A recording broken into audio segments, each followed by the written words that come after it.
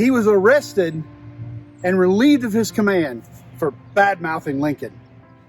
Hey everybody, this is Russ from Family Tree Nuts, and I am in Columbia, Adair County, Kentucky, at Columbia Cemetery, and I'm at the gravesite of Colonel Frank L. Wolford. Colonel Wolford was born in 1817 in Adair County, Kentucky, and he was known as being the best defense lawyer in all of the Green River area here in Kentucky. When the Civil War broke out in 1861, he personally organized the 1st Kentucky Cavalry, and his men had to outfit themselves. They used their own horses, their own gear, their own feet. He said that a true soldier is a gentleman and doesn't steal from the enemy. It doesn't steal from civilians. The men of the 1st Kentucky Cavalry were known as the Wild Riders, and they were at the Battle of Wildcat Mountain, Mill Springs, and also at the Battle of Perryville. But their main mission during the Civil War was to protect bridges and railways and supply depots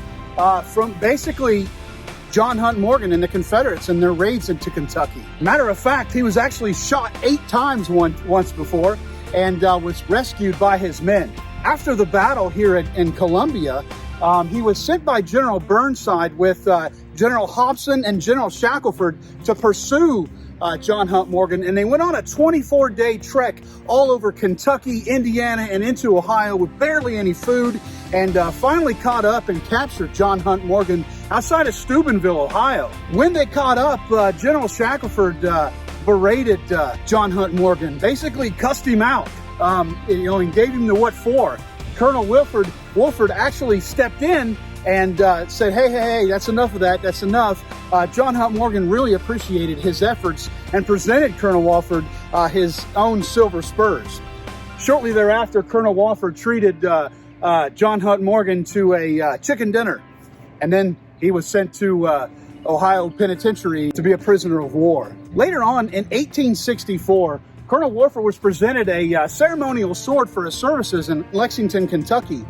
He used the opportunity to berate President Lincoln and criticize him for his use of black troops in the Army during the war. Colonel Wolford was actually arrested and relieved of his command for his bad-mouthing of the president. Lincoln heard about this and interceded. Colonel Wolford was reinstated, and then just shortly thereafter, down in Danville, Kentucky, he did the same thing, was giving speeches berating President Lincoln. He was arrested.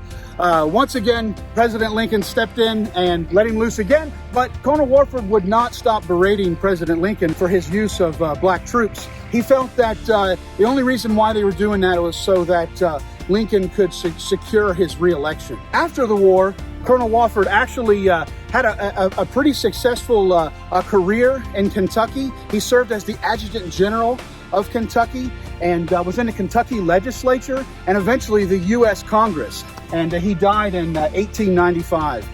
He's buried here. It's a very simple headstone for a colonel that has done so many things. There's a broken headstone next to it here. I have not done the investigation of who that is, but I had to drive around for a little bit of time. Usually when I'm looking for somebody that's big time like this, they're usually a little bit easier to find. But wanted to take you to this unique person here of Colonel Frank L. Wolford, Union Colonel that was fired for bad-mouthing President Lincoln. And hey, remember, Family Tree Nuts. Let our nuts find the nuts in your family tree.